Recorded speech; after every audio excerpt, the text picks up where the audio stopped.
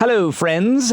This is episode 31 of the Stand Up with Pete Dominick podcast. Normally, I like to start each show with a question, but this isn't a normal show or a normal guest. No, today I have one of the most famous actors of our lifetime, a guy I grew up watching in my living room. Today, I welcome the amazing Henry Winkler.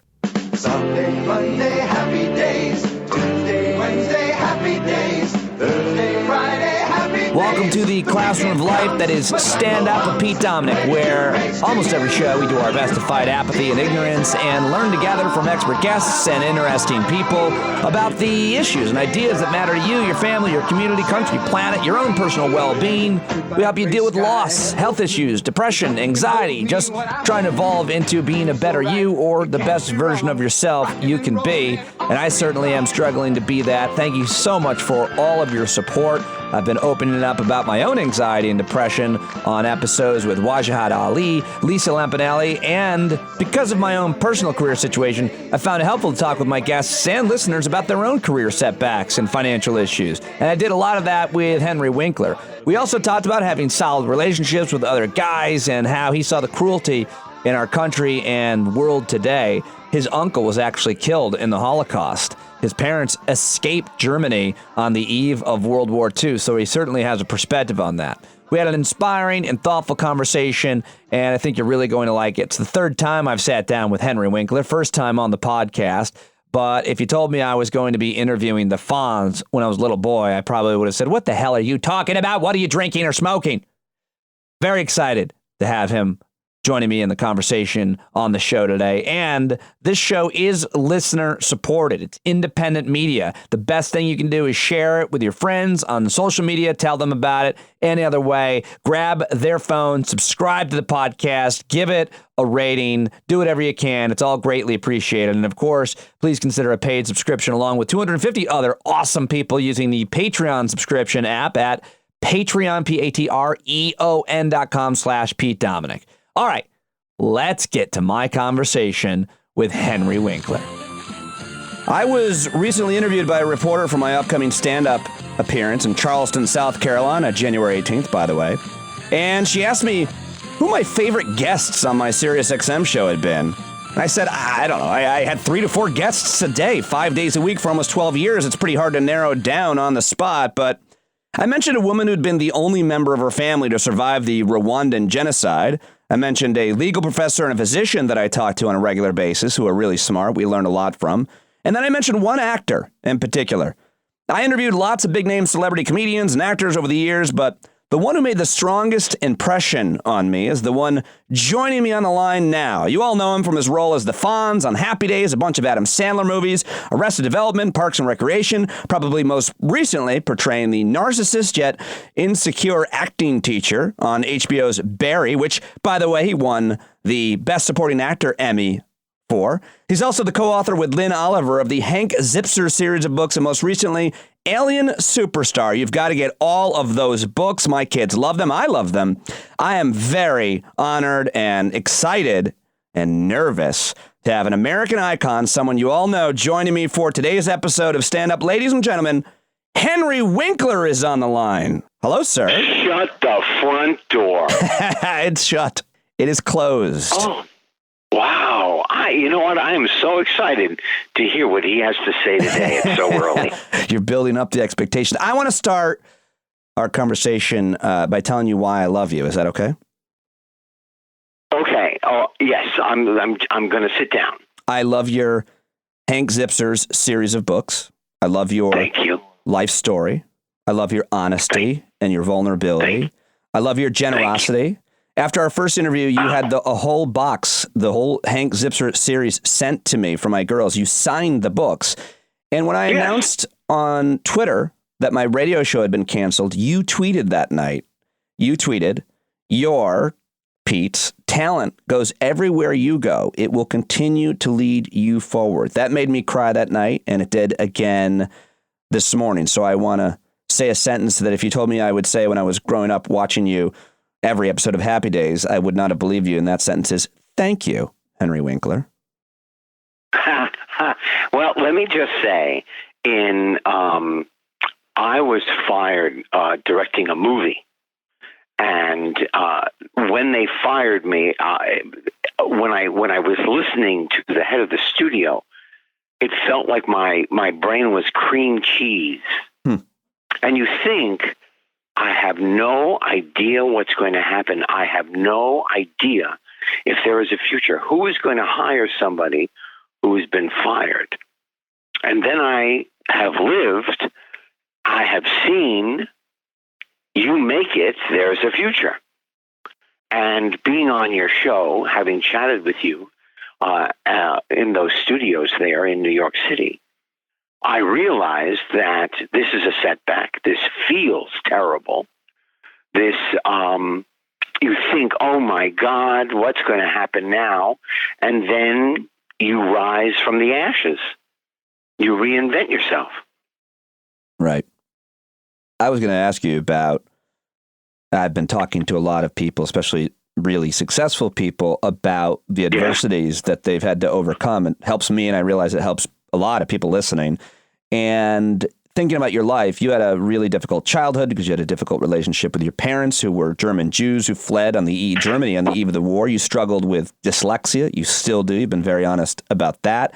I heard an interview you talk about after Happy Days ended, as positive as you were, you had a really hard time getting work.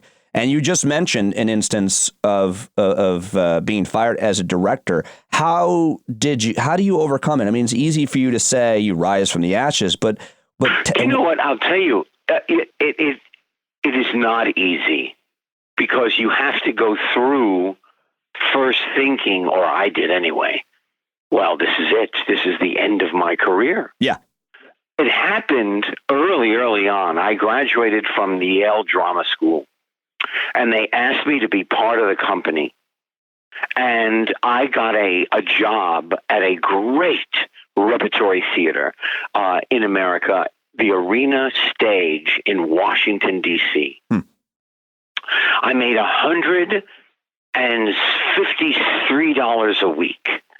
Jill Eikenberry was there, and Michael Tucker was there. Steve Collins was there. Jimmy Woods was there. And we did a production of Moon Children.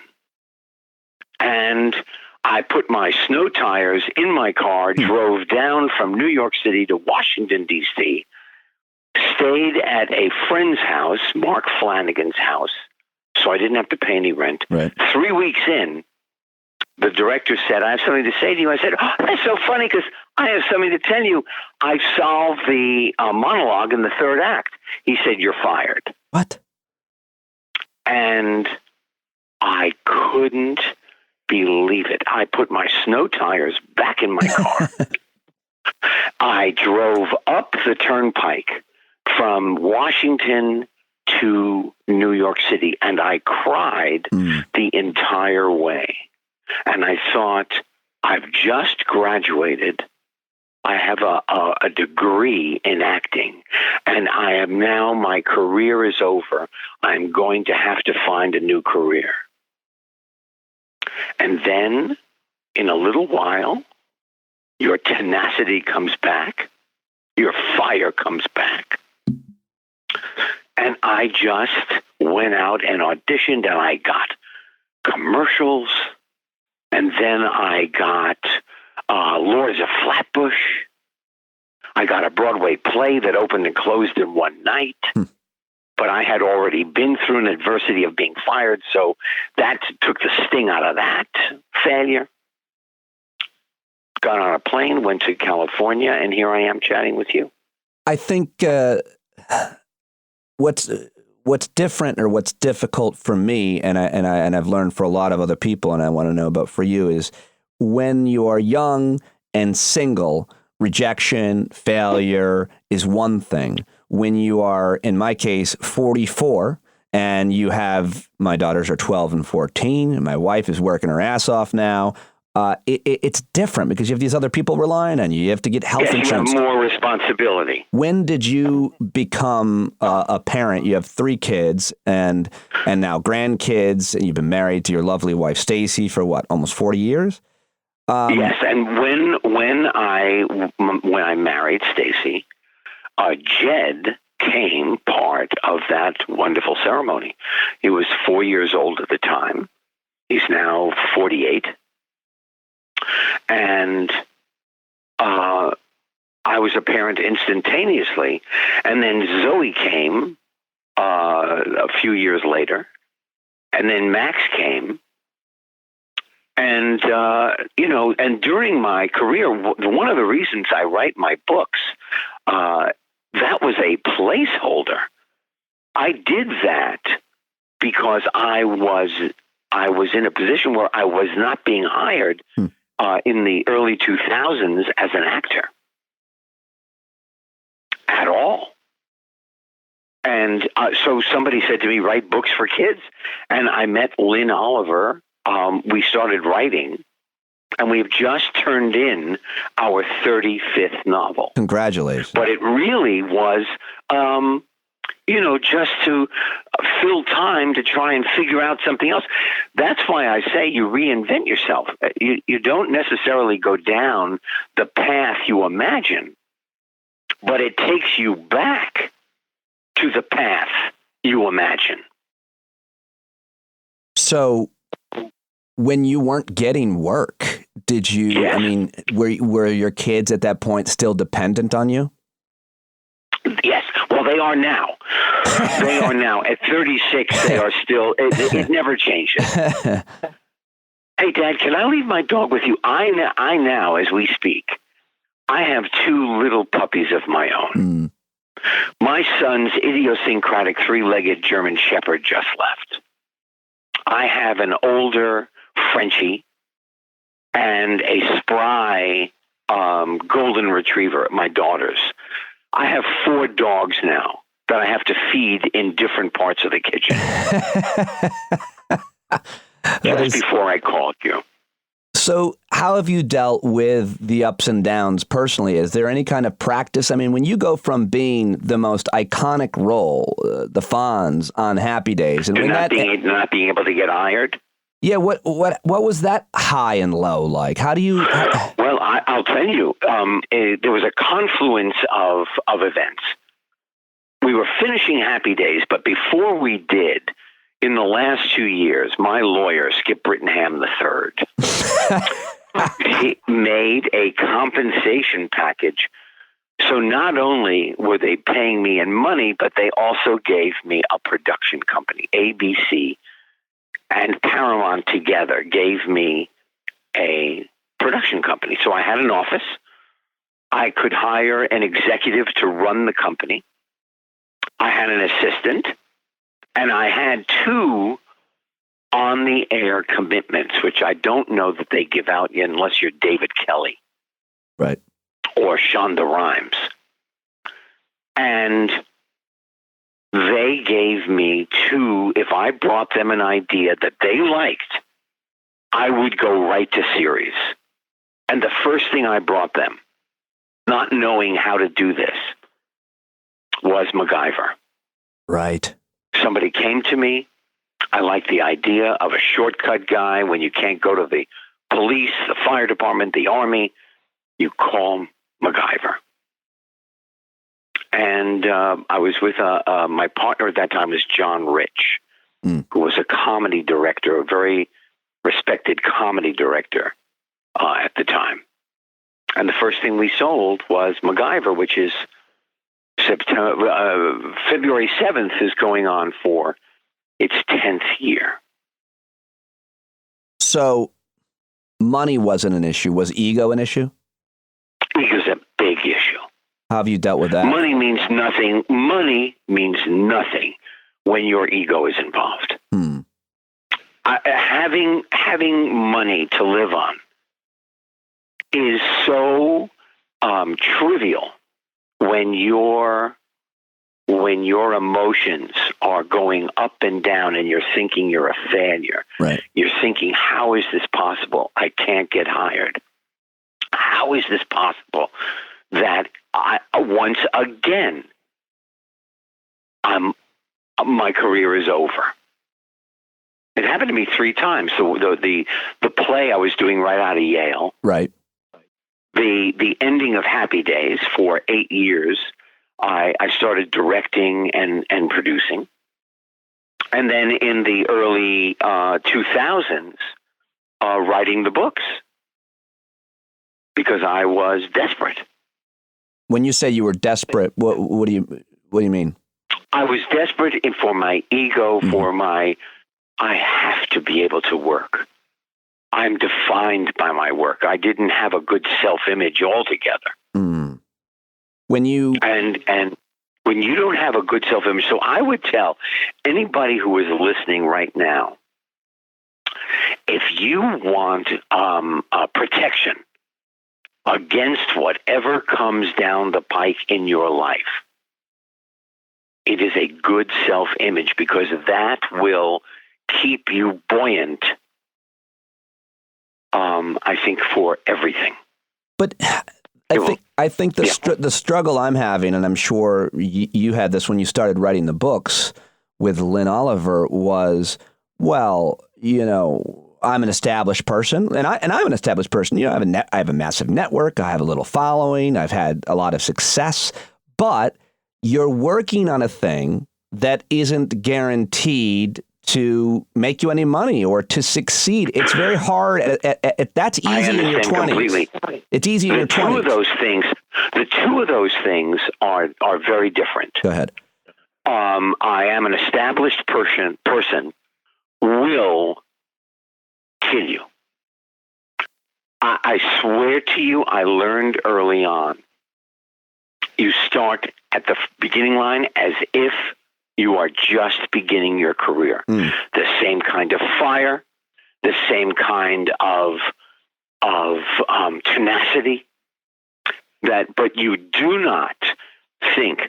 I made choices early on after the Fonz, after Happy Days. I could have been led because the thoughts came into my mind. Am I going to do something that's impactful? Am I going to do something that's going to keep me as famous?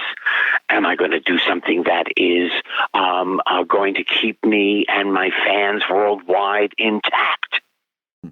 Am I allowed to say bad words? Of course. Bullshit. It is bullshit. It has nothing to do with the tea in China. We begin again. We've got the goods. You've got your talent.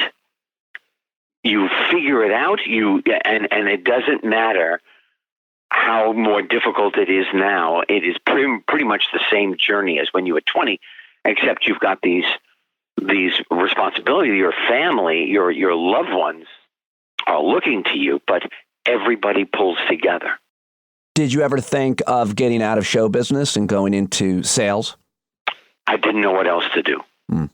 I had no plan B. I have never had a plan B. This was a dream. Yeah. And I couldn't shake it. I'm so dyslexic. I was completely convinced. There we go back to self-image. I was completely convinced there was not much else I could do. Right. My father forced me to work. He had an office downtown on Murray Street in New York City. I mean, at the tip of New York City, where City Hall is. Right. He had an office that imported and exported wood. And I had to work in that office on holidays, sometimes during the summer, if I wasn't going to summer school to learn geometry yet again. And I hated it. Filing a letter?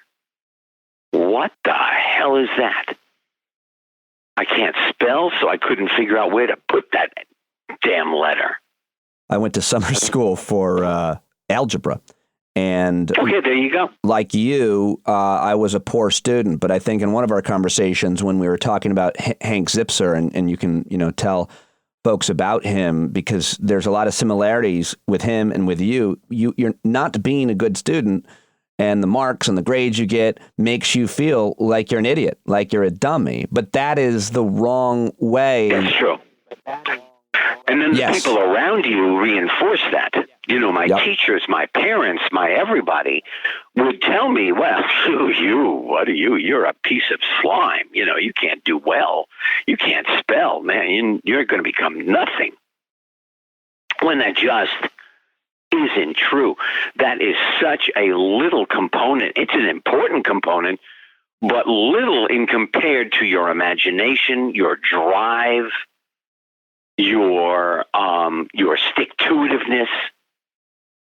That's what gets you where you want to go. I wish you could find all of them and play this. Listen. And the Emmy goes to Henry Winkler.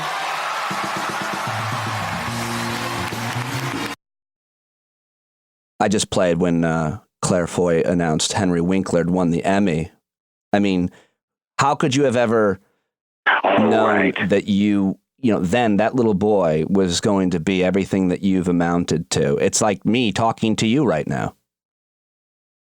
But I'm telling you, when I walked up those steps, they called my name. I started talking to Claire and Matt, the stars of the first Crown. Episode 1. The first series. I started talking to them about their show because my wife and I watched it. And then I realized, oh my God, you got to speak. You got to say thank you. And I had used up almost all my time. There were like 37 seconds left. But even then, people remind me, and I have tried to find it online to look at it, about everybody standing and cheering.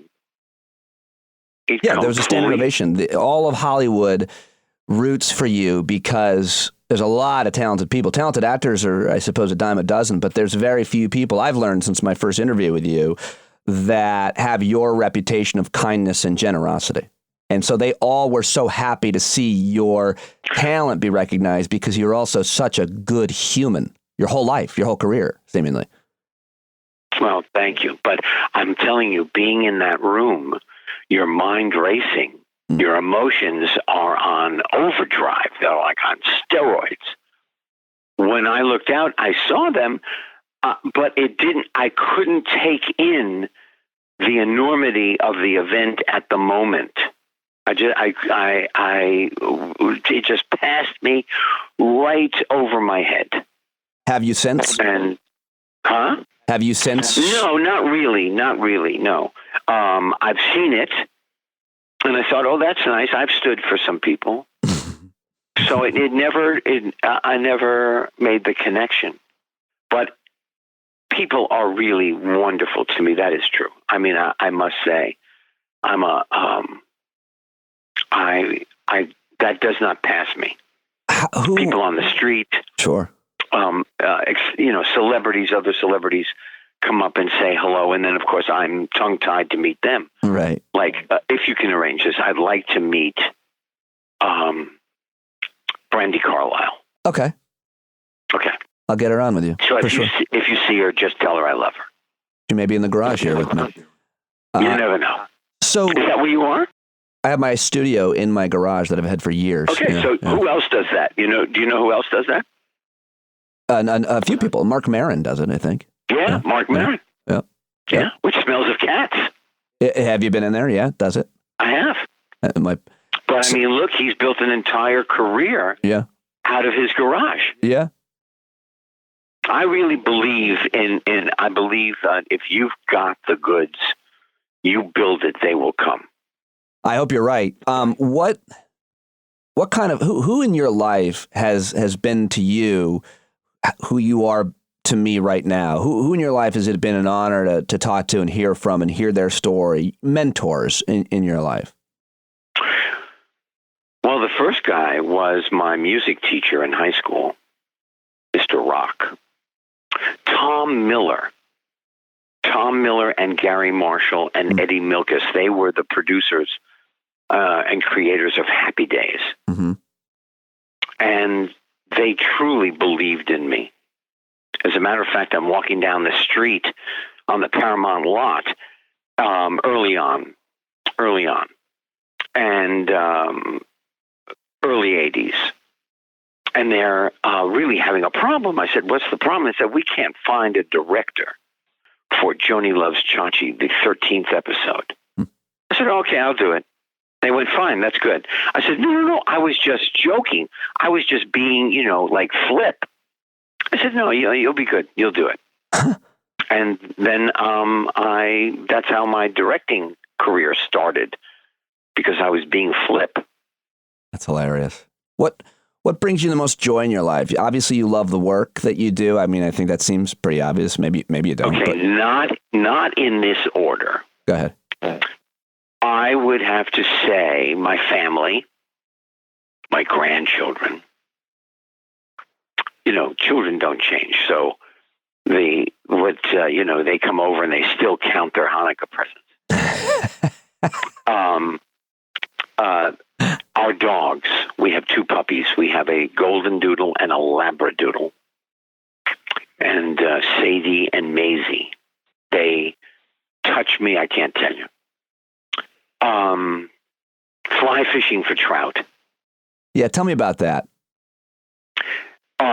Skip Brittenham III, once again, told me and took me and Stacy, took the 2 of us, down the Smith River in Montana for a week.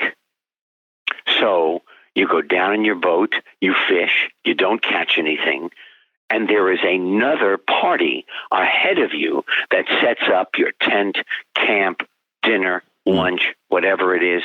Then you start the next morning and you go down the river, catch nothing, and there is another party in front of you, sets up your tent, your dinner, your lunch, your breakfast. And we were, no pun intended, hooked. I don't know, it just is, it touches me in a place I can't tell you. It's beautiful. Is there anything? Friendly. Yeah. How do you describe it? Just the connection to nature. Does it matter where you go? Yes, it does, because there are some fish and then there are fish. And Right. Idaho is amazing. Yeah. Idaho, Colorado, Montana, Wyoming. They all are great fisheries. Then Skip Brittenham III took me to Argentina. Oh, really? For 10, and that's a big trip. That's 10 days. You got to fly to Buenos Aires, and you've got to stay over for a night. Then you fly for 3 hours. Then you drive for 3 hours, and then you finally see the damn river. You mentioned But the fish, yeah, Argentinian are ones. so big you could ride them back to LA. I just had that image of Henry Winkler riding a trout, and I want someone to draw that. If I could, I would. You mentioned this Skip fellow. He's a lawyer. Is that what you said? You're a lawyer? I was his first client. Oh, wow. And then I believe at the same time, Harrison Ford joined, John Ritter. And he is just one of the great minds who forget about legal, just minds everywhere, anywhere. Well, the reason I bring it up is because the other question I have, it's interesting. I hear a lot of men commiserating about this. I'm in my 40s now, and tell me about the male, I guess, or female, but specifically the men in your life, the male relationships, companions, friendship is sometimes more difficult. You're raising kids. You've got a busy career. How important is it? Do you have a lot of friends? No. Men have different friends. Men talk differently to each other. Yeah, why? I don't know why. I think that's why they wrote a book about men are from Venus and Mars and women are from Venus or something. Yeah, but because there really is a tremendous emotional, mostly, I think, a difference between men and women, not capability. Right, but you're the wiring. The wiring, but you're a very thoughtful, vulnerable, hilarious guy. I could see you having a whole group of friends. Do you not have a lot of friends that you talk with, that you spend time with? I have 4 really good friends. One is a doctor in Arkansas, who's a fishing buddy. One is an insurance salesman in Fort Wayne, Indiana. One is a psychiatrist here in LA.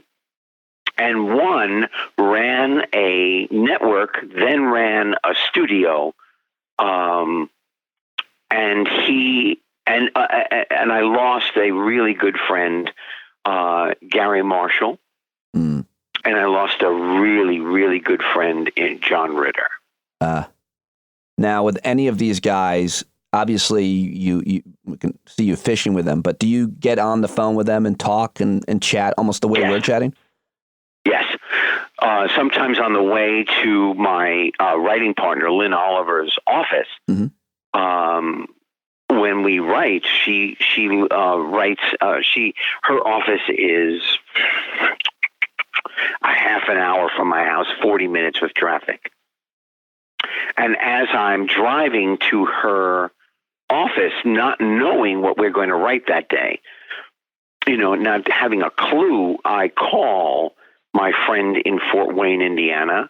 I call my friend in Arkansas, and I leave a message for my psychiatrist friend because he's in with a patient, and I just say, hey, I'm passing your building.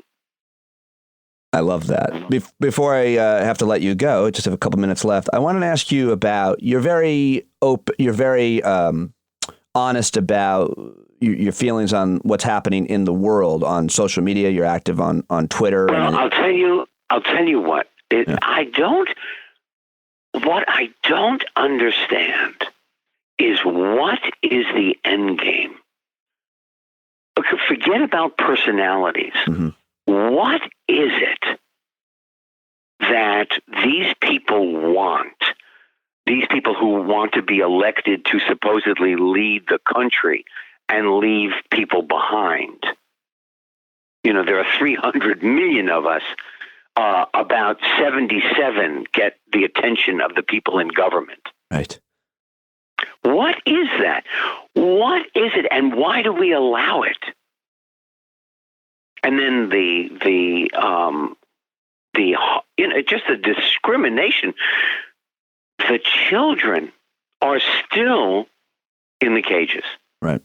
The water in the greatest country in the world is still undrinkable in a lot of places, and places we haven't even heard yet. We put our head in the sand and look, can't happen to me. I open the tap, my water is great. Who knows?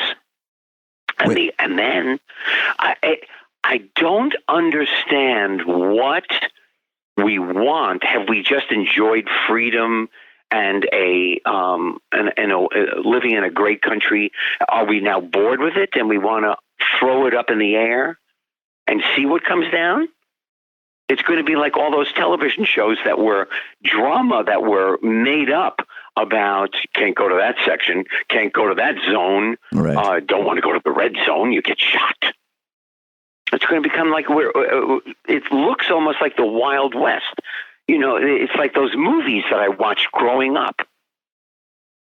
Yeah, it's unless there is a disaster, at which time you don't care what the color of the person's skin is that's coming in a boat toward your house to save you. Right. All they look like is an angel. But boy, you take the disaster away, that person is like, Satan, I don't know. It is crazy. How much do you think about, and are you concerned with the rise of anti-Semitism in this country? I think about it a lot, and I have to say, I will tell you right now that I don't, but I think about the brown shirts are coming. I feel the brown shirts breathing on my neck. It starts small, and then people get brazen, and then people do these terrible. What about a guy who works in the White House with a big forehead, who was born in Santa Monica and born Jewish, who's a white supremacist? Yeah, what the hell is that? Troubling, to say the least. Stephen Miller, his name. What do people? What is it that we Americans want in 2002? Brand new, nice round numbers. Everything is circular, very very adorable. 2020. It's adorable. It's an adorable number.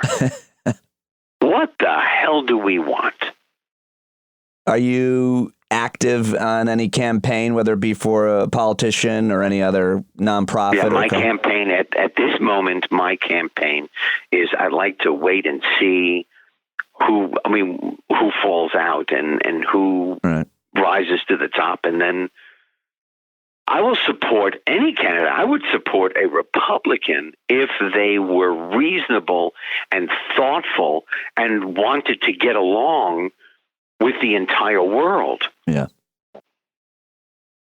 You know, I have a theory. This is going to get me into a lot of trouble. Go ahead. I have a theory. I wonder if some of our president's followers, only some, come from abusive homes. And they have heard this. They are used to the way this man treats human beings. Yeah. I think that's more than a theory. I've thought, and there's some scholarship to it, that, you know, there's an overlap. If you were spanked, that if you were punished physically and abused, that, you know, you're attracted to an authoritarian like this guy. Yeah. I mean, because, you know, we were talking about it at the New Year's dinner, about how many little pockets in the world, Poland, Brazil, the Philippines, maybe England, America for sure, Russia. How many little pockets are little guys like this taking over and with glee? Right. Yeah, it doesn't end well for the most of the population. It does not. It does not. And you can see it coming from a long way away. So we all have to try to figure it out. Vote. Okay, sir. We all have to vote, Pete. I appreciate your advice. I appreciate your inspiration. I appreciate your kindness and your generosity. And thank you. I hope that we can talk again, Henry Winkler. And I will. I wish you all the success. I give my very best to your family, and a happy New Year. Anything you want to plug here on the way out? What do I have? Barry, we start shooting Barry coming March. Very exciting. We had to wait a year and a half. We finished last December, not this past December, the December before. But one of our wonderful producers, Alex Berg, he also does Silicon Valley. And then, of course, there's Alien Superstar, which is, I think, a wonderful book. So good. It's a middle schooler book. It'll make you laugh. Yep. A lot of good lessons in all of those books. Yeah. There are great lessons, but I don't want to hit anybody on the head. No, you don't. But there is body shaming, or what happens if I reveal who I really am? Will I still be liked by anybody? And yes, you will. I love you, Henry Winkler. Thank you so much. I really appreciate your time and your respect and your thoughtfulness. So great. Thank you for joining me. It is a pleasure, Pete, and I will see you, or at least talk to you, very shortly. Look forward. Thank you, sir. Happy New Year. You too, pal. Bye-bye. Okay. Bye.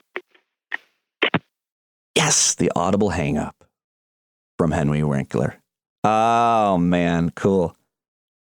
Could you tell I was nervous? The chills the whole time. Wow. Oh, and then you get that one too on the iPhone. I hope I get to see him again. Whew. I hit stop now. Gotta gather my thoughts. And I still don't know if I've gathered my thoughts. That was very special for me, and hopefully you enjoyed it and got as much out of it as I did. Really great guy. I can't say enough about Henry Winkler, his generosity, his kindness, as well as his vulnerability and sharing his wisdom with me. I'll continue to be as open as I can about my own struggle, because I think it's really fascinating and more interesting to talk about it as I go through it, as opposed to when I'm hopefully looking back on it. I don't ever want to come off as sounding like I'm whining or feeling sorry for myself or feeling like a victim, because I don't feel that way. I don't feel that way ever. It's frustrating. It's depressing. I get angry and I get really, really scared, frankly. But I'm going to continue to be open with it because I've heard so much amazing feedback from listeners about how much they appreciate it, how much they can relate to it, and how helpful it is to them to hear somebody else dealing with the situations similar to ones that they're dealing with. And also, I've been given such a great perspective by many of you who have either lost a child or a parent or another loved one who is dealing with a serious illness, who is dealing with even more serious financial issues and concerns, and that creates great perspective as well. So thank you for your honesty and your vulnerability, and thank you for listening. Now spread the word, tell your friends, go back and listen to previous episodes, especially the one before this, the Iran-U.S. war escalation special. Lots of people love the idea that I got all of those different perspectives on the show, and everything else. People still talking about my conversation with my big brother. It was almost 2 hours, probably your favorite, which is really great to hear. So check it out. Tell your friends. I'll be in Charleston, South Carolina, January 18th. So get tickets to my show there. And I look forward to hearing from you. So email me, standupwithpete@gmail.com. Like, share, and give a rating to the podcast. We'll talk to you on Friday.